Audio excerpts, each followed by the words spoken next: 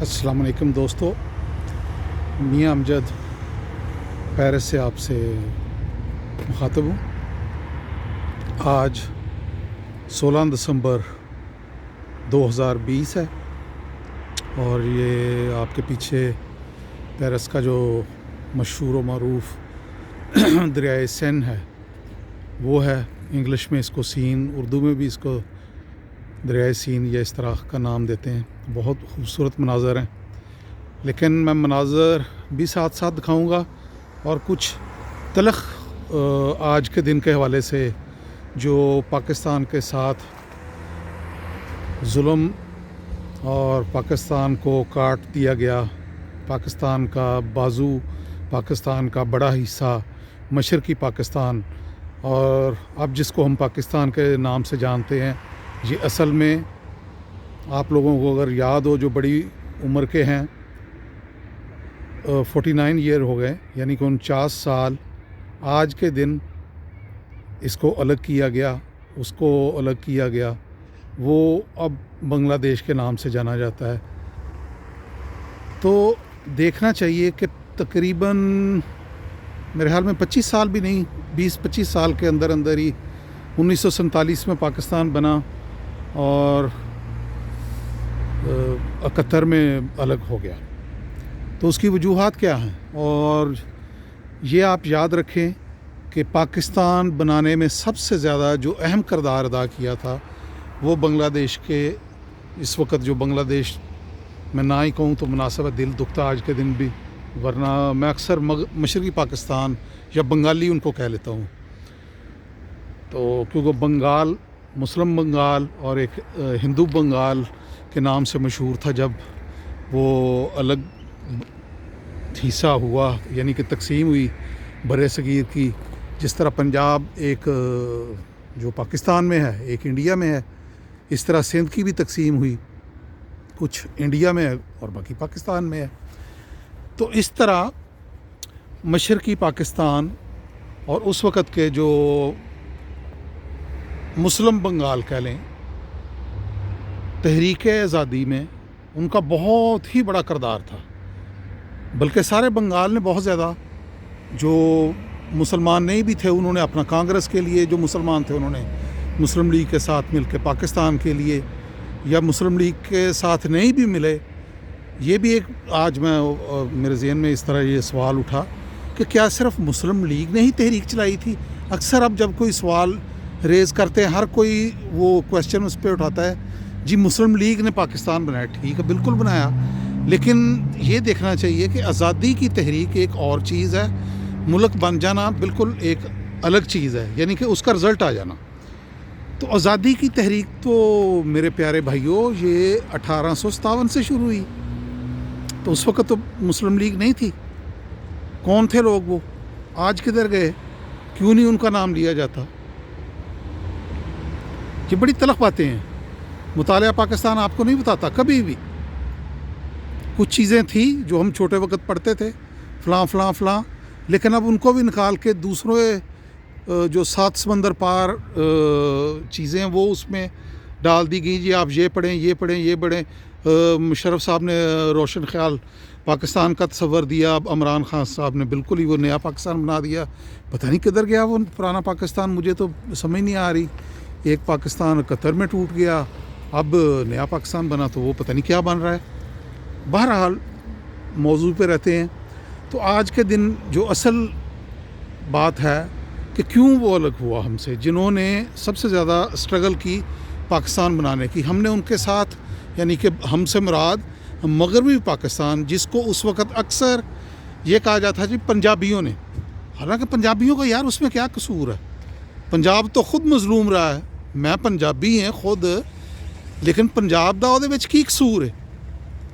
Martial जिन्ने भी लगे, अयूब खान कौन सी, पठान सी। याहिया खान कौन सी, पठान सी। उस तो पहले तुसी देख लो जिन्ने भी मिलिटरी ਦੇ ਜਰਨੈਲ ਸੀ ਜਿਨ੍ਹਾਂ ਨੇ ਜ਼ਿਆਦਤੀ ਕੀਤੀ ਬੰਗਾਲੀਆਂ ਨਾਲ, ਉਹ ਸਾਰੇ ਪੰਜਾਬੀ ਕੋਈ ਨਹੀਂ ਸੀ ਉਹਨਾਂ ਦੇ ਵਿੱਚੋਂ। पंजाबी जर्नल कोई भी नहीं सी, एक भी नहीं सी। लेकिन बदकिस्मती के साथ उसको मंसूब कर दिया गया, ये पंजाबियों का پاکستان ہے، پنجابی ظلم کر رہے ہیں، اور پھر ادھر جو ہندو اساتذہ تھے بہت بڑی تعداد میں، وہ بڑی انہوں نے پلاننگ کے ساتھ اس وقت وہ نہیں گئے مشرقی پاکستان چھوڑ کے. وہ عوامی لیگ نے جب وہ ماحول اس طرح کا کریٹ ہوا تو ان کے ساتھ مل کے پھر اس طرح نوجوانوں کے ذہنوں کو بدلا. تو اس سے پہلے کی تھوڑی سی ہم بات کرتے ہیں کہ جب فاطمہ جناح کے الیکشن تھے اس وقت شیخ مجیب الرحمان نے کیا کردار ادا کیا تھا؟ آیا وہ غدار تھا اس وقت؟ قائد اعظم کی بہن غدار تھی جس کو پاکستان کا غدار اعظم ڈکٹیٹر ایوب خان جو پاکستان کی بربادی کا پہلا پتھر رکھنے والا ہے، اس کو ختم کرنے میں سب سے مین کردار اس کا ہے. آج تک ہم وہ جمہوری فلاحی اسلامی ریاست نہیں بن سکے، اس میں اس شخص کا سب سے زیادہ کردار ہے. تو وہ تو فاطمہ جناح کا پولنگ ایجنٹ تھا، اس نے تو فاطمہ جناح کی حمایت کی تھی. تو کیا بات ہوئی کہ وہ 10 سال کے بعد ہی اس طرح ہو گیا؟ تو اس سے بھی پہلے میرے بھائیوں جائیں، بزرگوں سے پوچھیں، اور خصوصاً آج کل کے نوجوانوں سے میری گزارش ہے کہ وہ سوشل میڈیا پہ بالکل اچھل کود کریں، لیکن کچھ ٹائم سنجیدگی کے ساتھ نکالیں اور ہسٹری کا مطالعہ کریں. صرف فیس بک ہی آپ کو ہر چیز نہیں بتائے گی، گوگل ہی ہر چیز آپ کو نہیں بتائے گی، انسائکلوپیڈیا آپ کو ہر چیز نہیں بتائے گی. بکس پڑھیں، بزرگوں سے بات کریں، جو پروفیسر ہیں ان سے پڑھیں. اسی حوالے سے سب سے جو خطرناک ایک بات ہے وہ پچھلے دنوں اچک زئی صاحب نے پنجابیوں کا ذکر کیا. تو یار اس میں اتنا لال پیلا ہونے کی ضرورت کیا تھی؟ اس کی زبان تھڑک گئی. فرانس کا بھی بزرگ ہے، جیسے عمران خان صاحب نے بھی جرمنی اور جاپان کی سرحدیں ملا دی، اس نے بھی فرانس اور روس کا پتہ نہیں وہ مکس کر دیا اس طرح. تو اس کا بھی تھوڑا سا وہ ہو گیا زیادہ ہی. لیکن کچھ چیزیں اس کی تلخ تھی کہ پنجابیوں نے واقعی، پنجابیوں سے مراد کہ پنجاب مغربی پاکستان جو تھا، انہوں نے ڈکٹیٹروں کا ہر وقت ساتھ دیا، جرنیلوں کا ساتھ دیا، غیر منتخب جو ہمارے اوپر مسلط کیے گئے ان کا ساتھ دیا. آزادی کے وقت پنجاب نے اتنا کردار نہیں ادا کیا، یہ حقیقت ہے بالکل، جتنا کرنا چاہیے تھا. یہ دیکھیں پنجاب میں ایک تھی یونینسٹ پارٹی، گوگل پہ بھی آپ سرچ کر لیں، بزرگوں سے بھی پوچھ لیں اور جگہ سے بھی پوچھیں. سب سردار، جاگیردار، وڈیرے، نواب، لغاری، مزاری، گیلانی اور سب وڈیرے اس میں تھے، ٹوانے اور اس طرح کے جتنے بھی. تو وہ انگریزوں کی پارٹی تھی، یونینسٹ پارٹی. سیم ٹائم انہوں نے الاؤڈ کر رکھا تھا کہ آپ مسلم لیگ کے بھی ممبر بن جائیں اور اس کے بھی. تو وہ ان کی اکثریت تھی پنجاب میں. تو اس وجہ سے اکثر ہم کو یہ تانے سننے کو ملتے ہیں. تو مشرقی پاکستان کے لوگوں کا ایک بہت بڑا کردار تھا. بدقسمتی کے ساتھ ہم لوگوں نے ان کے ساتھ رویہ اچھا نہیں رکھا. ہر وقت ان کو بھوکے بنگالی، چھوٹے قد والے، کالے، اوے تم فوج میں بھرتی نہیں ہو سکتے، تم پتہ نہیں کیا کیا، وہ مارشل ریس ہے نہیں ہو. یار کون سی مارشل ریس؟ 90,000 ہم نے ادھر بندوقوں ان کے سامنے پھینک کے، لعنت ہے. اس طرح کی مارشل ریس چاہیے تھی آپ کو ایک دم دنیا کی تاریخ میں. 90,000 کبھی بنے کو جنگی قیدی؟ ڈرامے بازی لوگوں کے ساتھ کرتے ہو. یہ ایوب خان اور اس کے پیروکار اور ڈکٹیٹروں کے پیروکار، شرم آنی چاہیے تم لوگوں کو اس طرح کی بیہودہ گفتگو کرتے ہوئے کہ وہ اچھا ہی ہوا جی، دفاع ہو گئے، فلاں ہو گیا. آج دیکھو وہ کدھر ہیں. پاکستان کے سرمایہ کار ادھر جا رہے ہیں، لوگ جائیں گے ادھر کام کرنے کے لیے. جن لوگوں کو آپ بھوکے بنگالی اور کہتے تھے دفاع ہے مگروں لتھے، جائیں گے آپ لوگ کام کرنے ان کے پاس. تو خدا کے لیے ہوش کے ناخن لیں. یہ جو بچا کچا پاکستان ہے اس کی بربادی کا گڑھا مت کھودیں اور اس کو جو ایک جمہوری راستے سے صحیح سمت پہ لے جانے کی کوشش کریں. اگر اس میں بھی اس طرح جیسے 70 میں 71 میں کیا گیا اور اس سے پہلے جو کیا گیا تو بہت مجھے تو خوف آتا ہے کہ کیا ہوگا جس طرح کی چیزیں نظر آ رہی ہیں.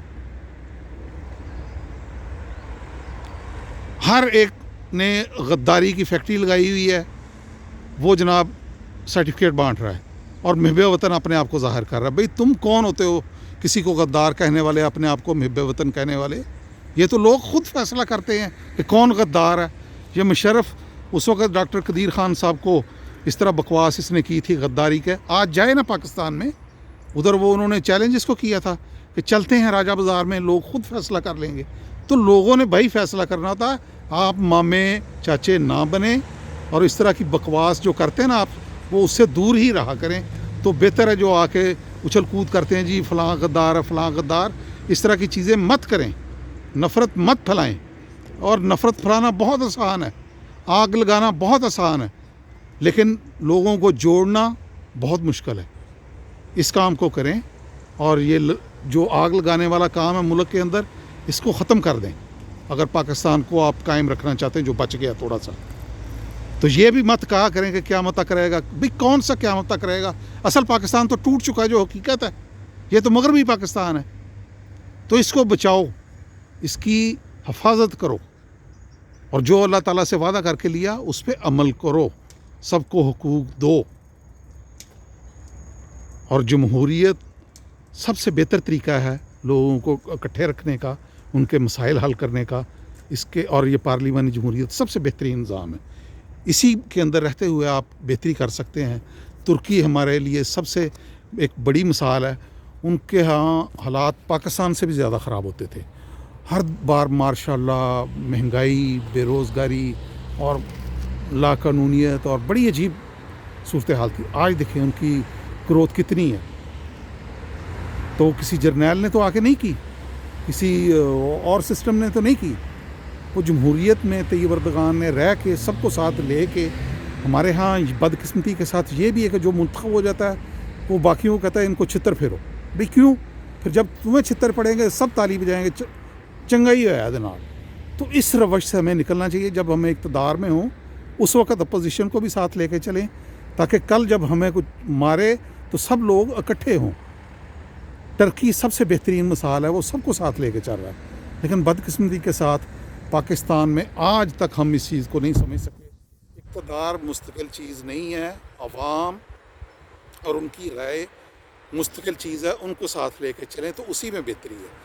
تو 71 میں 70 میں جو الیکشن ہوئے تھے, 71 میں سقوط ڈھاکہ آج کے دن, اگر رزلٹ آخری ایک تھا آخری کر کے شیخ مجیب الرحمان کو پرائم منسٹر بننے دیا جاتا تو پاکستان کبھی نہ ٹوٹتا. یہ کچھ لوگ کہتے ہیں جی پاکستان کو اس نے کدھر لے جانا تھا. یہ آخری حال تھا, یعنی کہ جمہور کا فیصلہ ہم نے تسلیم نہیں کیا. تو بس بڑا دل آج کے دن دکھتا ہے اور ساری چیزیں آتی ہیں. اس کے بعد پھر یہ 2014 میں جو بچوں کے ساتھ افسوسناک اور بڑا دل خراش واقعہ اسکول کا پشاور میں ہوا, بہت افسوسناک ہے. لیکن اس پہ بھی اب بہت زیادہ سوالات اٹھ رہے ہیں. میں ان کا ذکر کرنا مناسب نہیں سمجھتا. بس بہت سی ویڈیوز ہیں سوشل میڈیا پہ, آپ خود سرچ کر لیں آپ کو مل جائیں گی. جو بھاگے ہوئے لوگ ہیں ملٹری سے, انہوں نے کیا کیا بتا دیا کہ کون ہمیں لے کے گیا کس طرح. بس دل نہیں کرتا اس پہ کمنٹس کرنے کو. تو جس نے بھی کیا اللہ تعالیٰ اس کو برباد کرے. جس نے وہ منصوبہ بنایا اللہ تعالیٰ ان سب کو برباد کر دے, سب کو, کوئی بھی ہو. بس دعا کریں یہ ملک جس جگہ میری اور آپ کی پیدائش ہوئی, اللہ اس کو سلامت رکھے, آباد رکھے اور ترقی کرے اور صحیح ایک ڈائریکشن پہ چڑھ کے اسلامی جمہوری فلاحی معاشرہ بن جائے. بس اس کے بعد اور کچھ آج دل بھی نہیں کر رہا کہ اتنی باتیں آپ دوستوں کے ساتھ کروں. تو آپ دوستوں سے اجازت چاہتا ہوں. اللہ پاک آپ کو اپنے حفظ و امان میں رکھے. آمین.